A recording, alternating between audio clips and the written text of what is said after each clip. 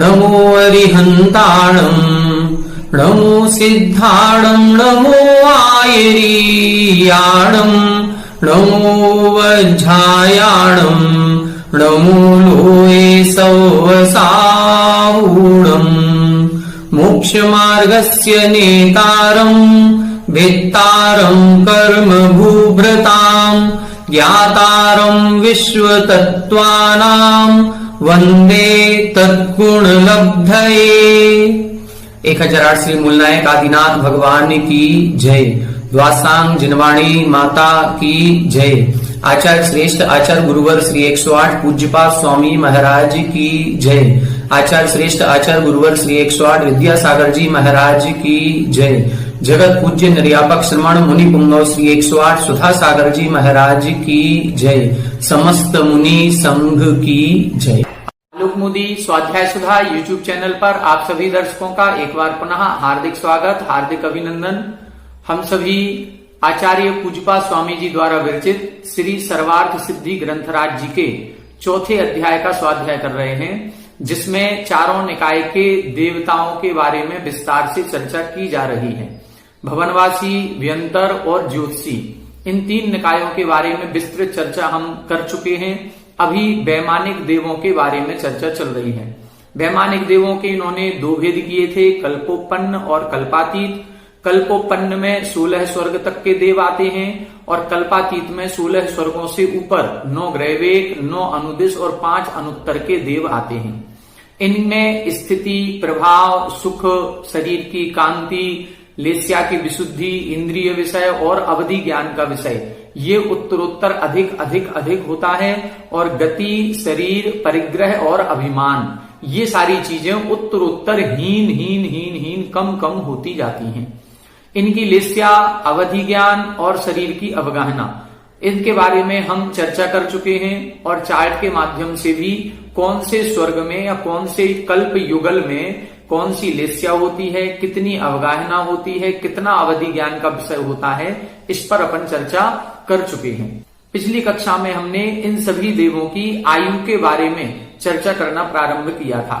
आयु 2 प्रकार की होती है, उत्कृष्ट आयु और जघन्य आयु। यहां पर सबसे पहले उत्कृष्ट आयु का कथन किया, बाद में समय प्राप्त होते ही जघन्य आयु का भी वर्णन करेंगे। पिछली कक्षा में हमने देखा था, इन्होंने बताया था कि आप मनुष्य की, त्रियंच की और नारकियों की आयु का वर्णन कर चुके हैं।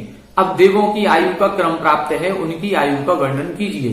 तब इन्होंने सबसे पहले पहला निकाय भवनवासी जो है, उस भवनवासी देवों के 10 भेदों की उत्कृष्ट आयु का कथन किया था, जिसमें असुर कुमार की 1 सागर, नाग कुमार की 3 पल्य, सुपर्ण कुमार की 2.5 पल्य, द्वीप कुमार की 2 पल्य और शेषाणाम, शेष जितने भी असुर कुमार जाति के जो 6 भेद और बचे हैं, उन सभी की 1.5 पल्य की उत्कृष्ट आयु होती है। फिर इधर इन्होंने कहा था कि भवनवासियों के बाद व्यंतर और ज्योतिषियों का क्रम प्राप्त है, लेकिन फिर भी हम सबसे पहले वैमानिक देवों की आयु का वर्णन करेंगे, क्योंकि उनकी आयु का वर्णन हम बाद में लघु उपाय से अर्थात छोटे छोटे सूत्रों के माध्यम से बाद में कर सकते हैं। तो सबसे पहले इन्होंने वैमानिक देवों में प्रथम कल्प सौधर्म और ईशान, इन 2 स्वर्गों की आयु बताई थी कि इनकी उत्कृष्ट आयु 2 सागर से कुछ अधिक होती है। सानत कुमार महेंद्र की 7 सागर से कुछ अधिक होती है। फिर इसके बाद इन्होंने कहा था इस 7 को आधार बनाएंगे और अगले सूत्र में कुछ संख्याएं लिखी थी, उन संख्याओं को इस 7 में जोड़ना है। तो 7 में 3 जोड़ेंगे तो 10 सागर, फिर 14 सागर, फिर 16 सागर, फिर 18 सागर, 20 सागर और 22 सागर की आयु इनकी होती है। क्रमशः ऊपर ऊपर के देवों को लगाना है। पहले इन्होंने सौधर्म ईशान की बताई, फिर सानत कुमार महेंद्र की, फिर ब्रह्म, ब्रह्मोत्तर, लांतव, कापिष्ठ, शुक्र, महाशुक्र, सतार, सहस्रार। यहां सहस्रार कल्प तक साधिक पद लगाना है, मतलब 10 सागर से कुछ अधिक, 16 सागर से कुछ अधिक, 18 सागर से कुछ अधिक, इस प्रकार से। लेकिन इसके बाद जो आनत, प्राणत, आरण, अच्युत हैं, यहां पर कुछ अधिक शब्द नहीं लगेगा। यहां पर 20 सागर और 22 सागर की उत्कृष्ट आयु होती है। हमने आपको यह भी बताया था कि ये जो कुछ अधिक लगाया जाता है, ये घातायुष्ट की अपेक्षा से लगाया जाता है। घातायुष्ट उन्हें कहते हैं जिन्होंने अपनी उत्कृष्ट आयु का घात किया है। पहले उन्होंने अच्छे शुभ परिणामों से, संयम रूप परिणामों से ऊपर के स्वर्गों की या नौग्रैविक, नौ अनुदेश आदि विमानों की आयु का बंध किया था, लेकिन फिर संयम के परिणामों से गिर जाने के कारण से वो नीचे के विमानों में आ गए और उनकी आयु घट गई। अब ऐसे जब आयु का घात होता है तब उनको कुछ अधिक आधा सागर की लगभग आयु अधिक मिलती है। इसको हम बोलते हैं एक तरह से बोनस, कि जो उनको बोनस मिल गया है ये केवल 12वें स्वर्ग तक ही प्राप्त होती है, इसके ऊपर नहीं। ठीक है, अब आगे का अपन को सूत्र देखना है। आगे के सूत्र में 16 स्वर्ग के ऊपर जो 9 ग्रैविक, 9 अनुदेश आदि हैं, इन देवताओं के जो उत्कृष्ट आयु है वो कितनी कितनी होती है ये इसमें बता रहे हैं। पहले इनको अपन सूत्रों को पढ़ लेते हैं, फिर इसके बाद अपन चार्ट बना करके इन पूरी उत्कृष्ट और जघन्य आयु को समझेंगे। 504 नंबर की उत्थानिका, पेज नंबर 196। ततः ऊर्ध्वम स्थिति विशेष प्रतिपत्त्यर्थम आह। यहां बता रहे हैं ततः ऊर्ध्वम, 16 स्वर्गों की आयु बताने के बाद अब उसके ऊपर स्थिति विशेष प्रतिपत्त्यर्थम, स्थिति विशेष, आयु विशेष का ज्ञान कराने के लिए अगला सूत्र लिख रहे हैं। आरणाच्युतादूर्ध्व, आरणाच्युतादूर्ध्व में कैकेन नवसु ग्रैवेकेषु विजयादिषु सर्वार्थ सिद्धौच। आरणाच्युतादूर्ध्व में कैकेन नवसु ग्रैवेकेषु विजयादिषु सर्वार्थ सिद्धौच। यहां बता रहे हैं आरण अच्युतात् ऊर्ध्वम, आरणाच्युतादूर्ध्व जो लिखा है वहां क्या निकलेगा, आरण अच्युत और ऊर्ध्वम अच्युतात्। आरण अच्युत जो अंतिम कल्प था उस कल्प की आयु इन्होंने पूर्व सूत्र में बता दी थी कि आरण अच्युतयोः द्वाविंशति सागरोपमाणी, कि आरण और अच्युत स्वर्ग में 22 सागर की उत्कृष्ट आयु होती है। अब आरण अच्युतात् ऊर्ध्वम, आरण और अच्युत स्वर्ग से ऊपर कैसे करना है, एक एकेन, एक एक बढ़ाते जाना है। कहां तक बढ़ाना है, नवसु ग्रैविकेषु, 9 ही ग्रैविकों में एक एक सागर की आयु बढ़ेगी।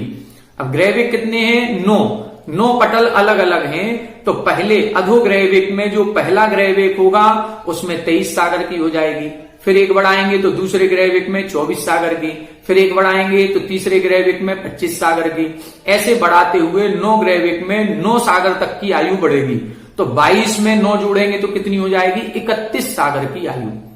मतलब पहले ग्रैविक में 23, दूसरे में 24, तीसरे में 25, चौथे में 26, पांचवें में 27, छठवें में 28, सातवें में 29, आठवें में 30 और 9वें ग्रैविक में 31 सागर की उत्कृष्ट आयु हो जाएगी।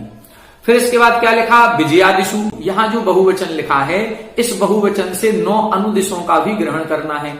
तो 31 सागर की तो हो गई 9वें ग्रैविक में, और 9वें ग्रैविक के ऊपर जो एक पटल है, जिस एक पटल में 9 विमान हैं, ऐसे 9 अनुदिश विमानों में जो देव रहेंगे उनमें फिर पुनः एक सागर अपन बढ़ाएंगे तो 32 सागर की आयु हो जाएगी। फिर इसके बाद 5 अनुत्तर के विमान थे, उनमें एक सागर और बढ़ाएंगे तो 5 अनुत्तर के विमानों में 33 सागर की उत्कृष्ट आयु होती है। इस प्रकार से एक सूत्र में इन्होंने ऊपर के सभी विमानों की आयु का वर्णन कर दिया। अब इसको टीका से देखें, 505 नंबर, अधिक ग्रहणम अनुवर्तते।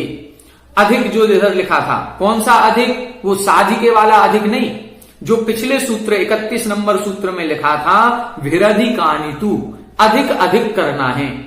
क्या अधिक करना है, पिछले सूत्र में जो अधिक किया था वो 7 से अधिक करना है। 7 से अधिक 3, 7 से अधिक 7, 7 से अधिक 9, 7 से अधिक 11, 7 से अधिक 13, 7 से अधिक 15। अब इस अधिक पद की अनुवृत्ति यहां पर भी आ रही है, तो अधिक पद की अनुवृत्ति आएगी। अब कैसे उसका संबंध करना है, देखें, तेन यह अभिसंबंधो वेदितव्या, तो उस अधिक शब्द का यहां पर भी संबंध कर लेना चाहिए। कैसे करेंगे, एक एकेन अधिकानी इति, जो एक एकेन लिखा है बस एक एकेन पद के साथ अधिक शब्द जुड़ जाएगा कि एक एक सागर की यहां पर वृद्धि करनी है। नवग्रहणम किमर्थम, अब यहां लिख रहे हैं नवसु, ये नवसु शब्द क्यों लिखा, यदि नवसु नहीं लिखते सीधा ग्रैविकेषु लिख देते तो भी काम चल जाता। तब इधर लिख रहे हैं प्रत्येकम एक एकम अधिकम इति ज्ञापनार्थम, इसलिए नवसु शब्द लिखा है कि 9 ग्रैविकों में यदि हम नवसु नहीं लिखते तो फिर क्या होता, आप प्रत्येक में एक वृद्धि नहीं करते, फिर सीधा ग्रैविकों में एक की वृद्धि हो जाती कि 22 सागर की आयु हो गई 16वें स्वर्ग में और ग्रैविकों में सबकी 23 सागर।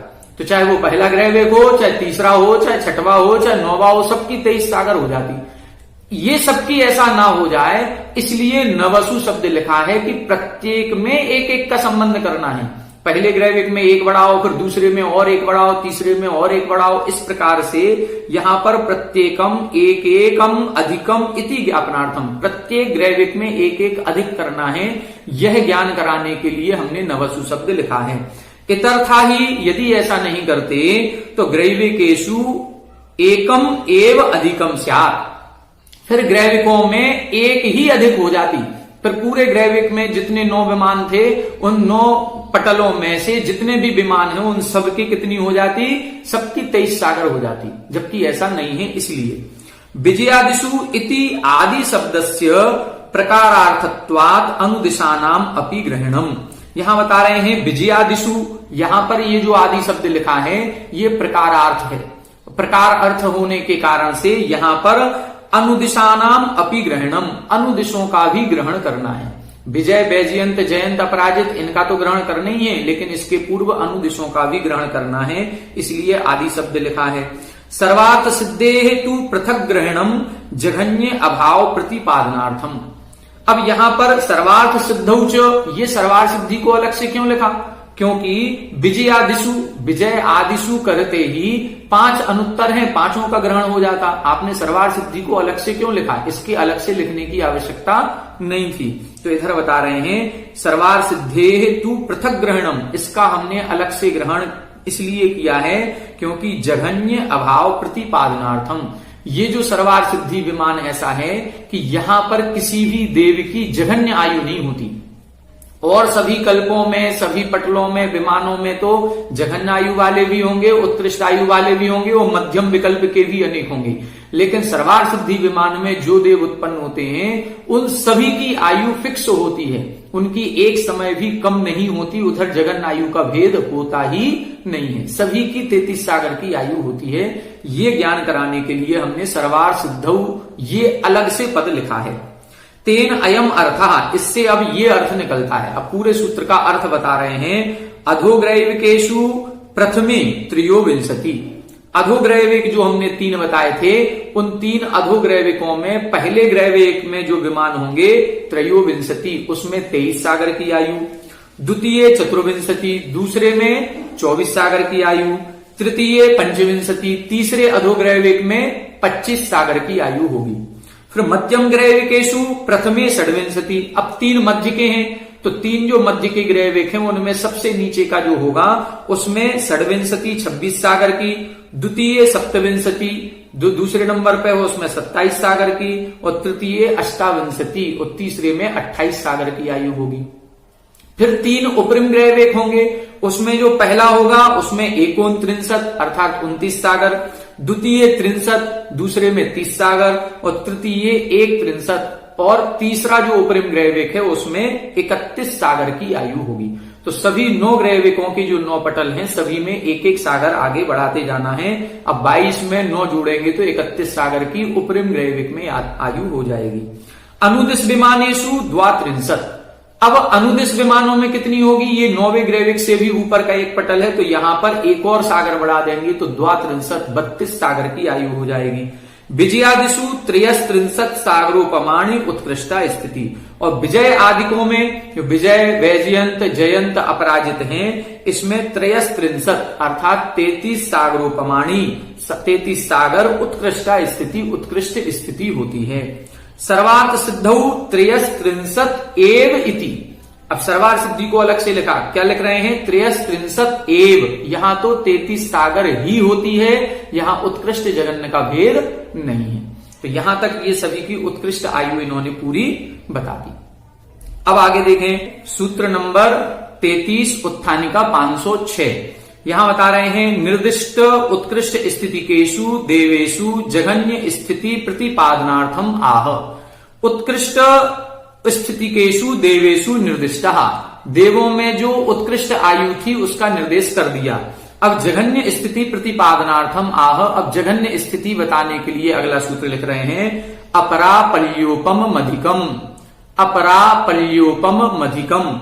यहां बता रहे हैं अपरा, अपरा का मतलब होता है जघन्य, परा यानी उत्कृष्ट, अपरा यानी जघन्य। जघन्य कितनी होती है? पल्योपम अधिकम, एक पल्य से कुछ अधिक आयु जो होती है वो जघन्य आयु होती है। किसकी होती है? ये टीका में अपन देखेंगे 507 नंबर। पल्योपमम व्याख्यातम, पल्य कितना होता है इसका वर्णन हम कर चुके हैं तीसरे अध्याय में। अपरा जघन्य स्थिति, अपरा का मतलब क्या है? जघन्य स्थिति। पल्योपम साधिकम, एक पल्य से कुछ अधिक आयु होती है। केशाम, किसके होती है? तब लिखा सौधर्मेशानीयानाम, स्वधर्म और ईशान स्वर्ग के जो भी देव हैं उन सभी के ये जघन्य स्थिति होती है।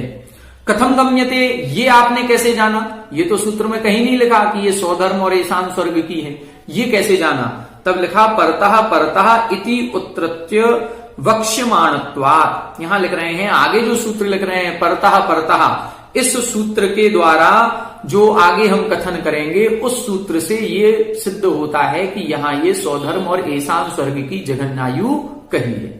देखें आगे 508 नंबर। ततः ऊर्ध्वम जघन्य स्थिति प्रतिपादनार्थम आह, अब स्वधर्म और ईशान स्वर्ग की जघन्य स्थिति बता दी, एक पल्य से कुछ अधिक। तब उसके ऊपर सानत कुमार महेंद्र आदि जो और 16 स्वर्ग हैं उन सभी की कैसे जघन्य स्थिति निकालेंगे? तब सूत्र लिखा परतः परतः पूर्वा पूर्वानंतरा, परतः परतः पूर्वा पूर्वानंतरा।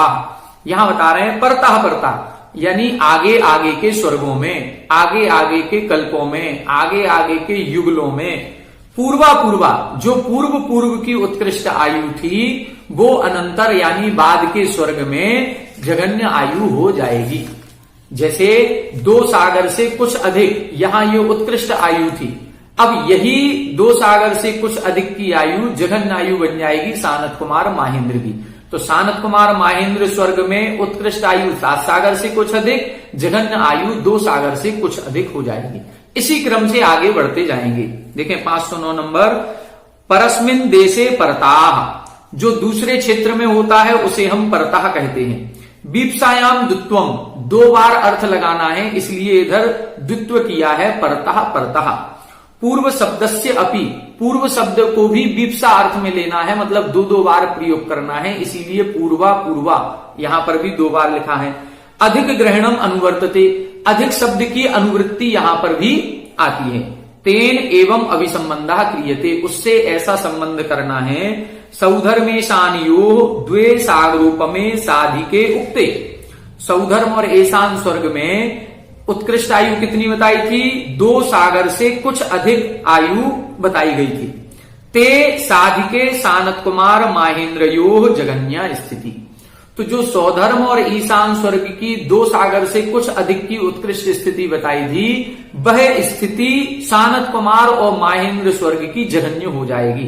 क्या लिखा? ते साधिके सानत कुमार महेंद्रयो जघन्य स्थिति, वह सानत कुमार महेंद्र की जघन्य स्थिति हो जाएगी। सानत कुमार महेंद्रयो परा स्थिति सप्त सागरोपमाणी, सानत कुमार और महेंद्र स्वर्ग में उत्कृष्ट स्थिति कितनी बताई थी? 7 सागरोपमाणी। साधिकानी, साधिक 7 सागर। तानी साधिकानी ब्रह्म ब्रह्मोत्तरयो जघन्या स्थिति इत्यादि। अब जो सानत कुमार महेंद्र की उत्कृष्ट थी 7 सागर से कुछ अधिक, वह 7 सागर से कुछ अधिक अब ब्रह्म ब्रह्मोत्तर की जघन्य स्थिति बन जाएगी। सामान्य से ऐसे समझें कि हम लोग भी यहां पर ग्रुप बनाते हैं, कहीं कोई शिविर लगाना है तो हमने ग्रुप बना दिए। बालबोध की कक्षाओं में मान लो बहुत सारे बच्चे हो रहे हैं, तो हम क्या करेंगे, 5 साल से लेकर के 10 साल तक के बच्चे इस क्लास में जाएंगे। अब 10 साल तक के इधर आएंगे तो 10 से ऊपर वाले मतलब 11 साल से लेकर के 15 साल तक के इस कक्षा में जाएंगे।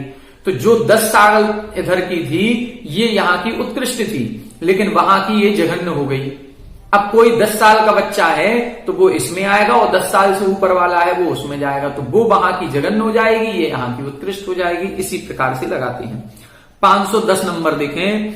नारकाणाम उत्कृष्टा स्थिति उक्ता। अब यहां बता रहे हैं आपने तीसरे अध्याय में तेष्वेक त्रि सप्तदश सप्तदश द्वाविंशति त्रयस्त्रिंशत् सागरोपमा सत्वानाम परा स्थिति।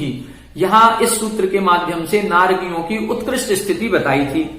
जघन्याम सूत्रे अनुपाताम प्रकृताम अपि लघून उपायेन प्रतिपादयितुम इच्छन आह। अब जघन्याम सूत्रे अनुपात मतलब जघन्य स्थिति को बताने का कोई सूत्र प्राप्त नहीं हुआ, तो अब उसकी अप्रकृताम अपि, यहां पर प्रकरण नहीं होने पर भी, अभी तक हमने उसका जघन्य स्थिति का कोई सूत्र नहीं लिखा, लेकिन फिर भी यहां पर कोई प्रकरण नरकों का नहीं है, तो भी लघून उपायन मात्र 2 मिनट में या लघून उपायन छोटे से सूत्र से हम उस नरक की भी जघन्य स्थिति का वर्णन करना चाहते हैं। तब इधर अगला सूत्र लिखा, नारकाणाम च द्वितीयादिषु, नारकाणाम च द्वितीयादिषु। यहां बता रहे हैं नारकियों के द्वितीयादिषु अर्थात दूसरे आदि नरकों में ऐसी तरह से जघन्य स्थिति लगा लेनी चाहिए। जैसे स्वर्गों में हमने बताई है कि जो पहले दूसरे की उत्कृष्ट स्थिति है वह तीसरे चौथे की जघन्य हो गई, जैसे तीसरे चौथे की जो उत्कृष्ट है वो 5वें 6वें की जघन्य हो गई। इसी प्रकार नरकों में भी द्वितीय आदिक नरकों में ऐसे ही लगाना चाहिए, मतलब पहले नरक की जो उत्कृष्ट आयु है वो दूसरे की जघन्य हो जाएगी, दूसरे की उत्कृष्ट आयु तीसरे की जघन्य हो जाएगी, तीसरे की उत्कृष्ट आयु चौथे की जघन्य हो जाएगी। देखें 511 च शब्दः किमर्थः, सूत्र में चा शब्द क्यों दिया है? प्रकृत समुच्चयार्थः, प्रकरण का समुच्चय करने के लिए। किम च प्रकृतम, प्रकरण क्या है? परतः परतः पूर्वा पूर्वानंतरा अपरा स्थिति इति। ये जो सूत्र लिखा था परतः परतः पूर्वा पूर्वानंतरा, ये क्यों लिखा था? अपरा स्थिति, जघन्य स्थिति बताने के लिए। तो जघन्य स्थिति का जो प्रकरण चल रहा है उस प्रकरण का ग्रहण करने के लिए चा शब्द लिखा है।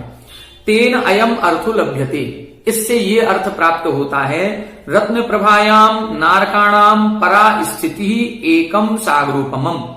रत्न प्रभा भूमि में नारकियों की जो उत्कृष्ट स्थिति है वह एक सागरोपमम, एक सागर की बताई थी। तेज वेग त्रि सप्तदश, इस सूत्र में क्या बताई थी? रत्न प्रभा भूमि में जो नारकी जीव होंगे वो नारकी जीवों की उत्कृष्ट स्थिति एक सागरोपम।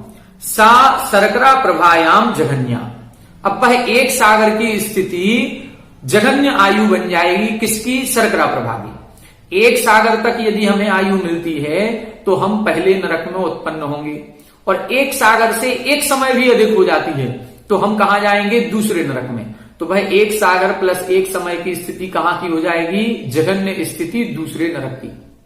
दूसरे नरक की सर्करा प्रभायाम उत्कृष्टा स्थिति त्रीणी सागरोपमाणी, दूसरे नरक की उत्कृष्ट स्थिति 3 सागरोपम बताई थी। सा बालुका प्रभायाम जघन्य इत्यादि, अब वह जो दूसरे नरक की 3 सागर उत्कृष्ट थी, अब वह 3 सागर जघन्य स्थिति बन जाएगी तीसरे नरक की। इस प्रकार से आगे बढ़ाते चलेंगे तो 7 नरकों की हमें जघन्य स्थिति मिल जाएगी। कहां से मिल जाएगी? द्वितीय आदिशु, दूसरे आदि नरकों की। लेकिन पहले नरक की क्या होगी? इसके लिए अगला सूत्र लिखा 512 नंबर देखें, एवं द्वितीयादिशु जघन्या स्थिति उक्ता।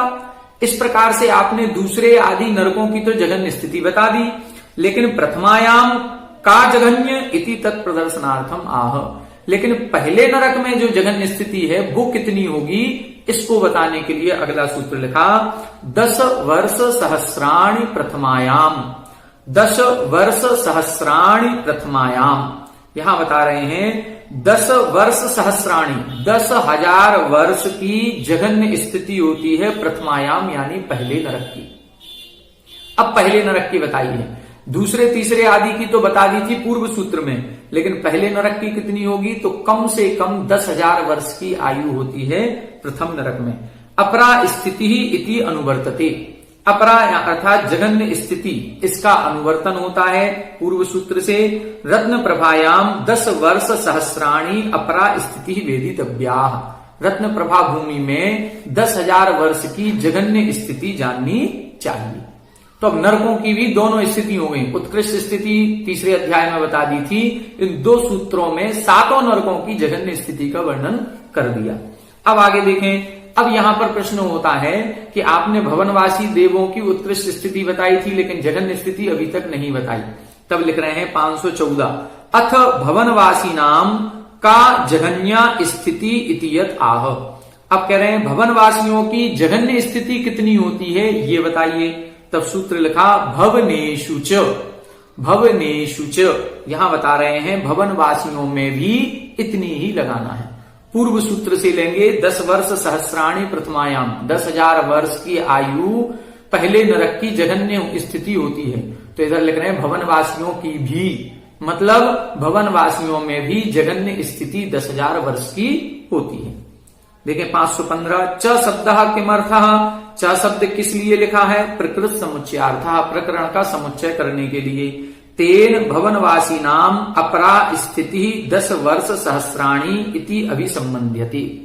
इससे क्या सिद्ध हो गया कि भवनवासियों की भी जघन्य स्थिति 10,000 वर्ष की होती है। 10 की, जो 10 प्रकार के भवनवासी हैं, अश्वर कुमार, नाग कुमार, सुपर्ण कुमार इत्यादि, उत्कृष्ट स्थिति अलग अलग बताई थी, जघन्य स्थिति सबकी 10,000 वर्ष होती है। व्यंतराणाम तरही का जघन्य स्थिति इतियत आह।